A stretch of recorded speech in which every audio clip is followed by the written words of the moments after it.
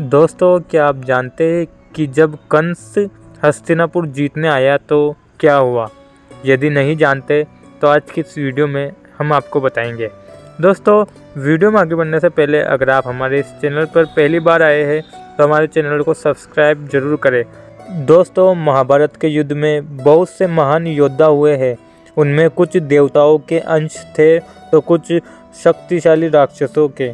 महाभारत के युद्ध से पहले 3 राज्य बहुत ही शक्तिशाली थे, नागर, पांचाल और हस्तिनापुर, जिनके राज्य पर कोई दूसरा राज्य तो दूर देवता भी कब्जा नहीं कर सकते थे, क्योंकि मगध में कंस और जरासंध, पांचाल में द्रुपद और हस्तिनापुर में विष्णु जी से योद्धाओं का राज्य था। ऐसा क्या हुआ कि कंस ने हस्तिनापुर पर हमला कर दिया?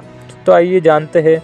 जब भीष्म विचित्रवीर के विवाह के लिए रानी ढूंढने के लिए कई राज्यों में गए तो उन्होंने बहुत से राज्यों में रानी देखी, लेकिन भाई विचित्रवीर के लिए कहीं भी उत्तम रानी नहीं मिली।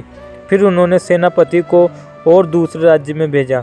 जब सेनापति भगदत्त के राज्य असम में पहुंचा तो उसने देखा कि भगदत्त वहां पर इंसानों की बलि दे रहा था, जिसमें उनका एक सैनिक भी था, और यह बात उनसे जाकर भीष्म को बताई तो भीष्म बहुत क्रोधित हो उठे और अपने त्रिशूल अस्त्र से असम के राजा और भगदत्त का नाम लेकर छोड़ते हैं, जो सीधा जाकर भगदत्त की गर्दन पर लगता है और उसकी गर्दन अलग हो जाती है। और यह बात जब कंस को पता लगती है तो कंस बहुत गुस्सा आता है, क्योंकि भगदत्त कंस का प्रिय मित्र था। तभी कंस राक्षसों की सेना लेकर हस्तिनापुर की तरफ निकलता है। जब वह हस्तिनापुर की तरफ पहुंचता है तभी वहां अपने कोटक से, जो कि कंस के गधे का नाम था, उसकी पूरी शक्ति से धरती पर प्रहार करता है तो हस्तिनापुर की धरती हिल जाती है। तभी भीष्म अपने मेल से सबसे ऊपरी हिस्से पर जाकर देखते हैं तो कंस पूरी सेना को लेकर पहुंचता हुआ नजर आता है। तभी सेनापति अपने सेना को युद्ध के लिए सुसज्जित करते हैं तो भीष्म में सेनापति को मना कर देते हैं और अकेले ही रथ पर सवार होकर कंस की ओर बढ़ते हैं।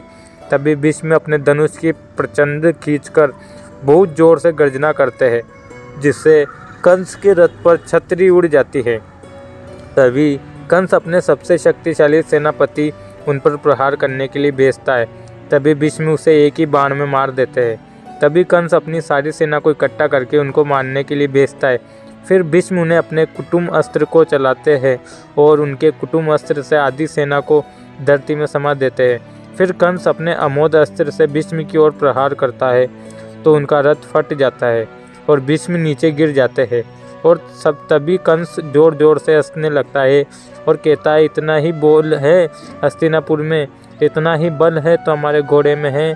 यह सुनकर भीष्म को अत्यधिक क्रोध आ जाता है। वह अपने पाशुपा ब्रह्मास्त्र को इकट्ठा कर अपने धनुष की प्रतिष्ठा पर चढ़ाते हैं, जिससे वह कंस के ऊपर छोड़ने वाले ही होते हैं। तभी आसमान से आकाशवाणी कहती है कि इस कंस का अंत किसी और के हाथों निश्चित है, आप अपने अस्त्र का प्रयोग ना करें। भीष्म यह बात मान लेते हैं और कंस को जाने देते हैं। तभी युद्ध समाप्त हो जाता है और इससे पता चलता है कि विश्व में असीम शक्तियाँ थी। दोस्तों, वीडियो पसंद आई है तो लाइक करिए, शेयर करिए। अगर आप हमारे चैनल पर नए हैं तो चैनल को सब्सक्राइब करिए। धन्यवाद।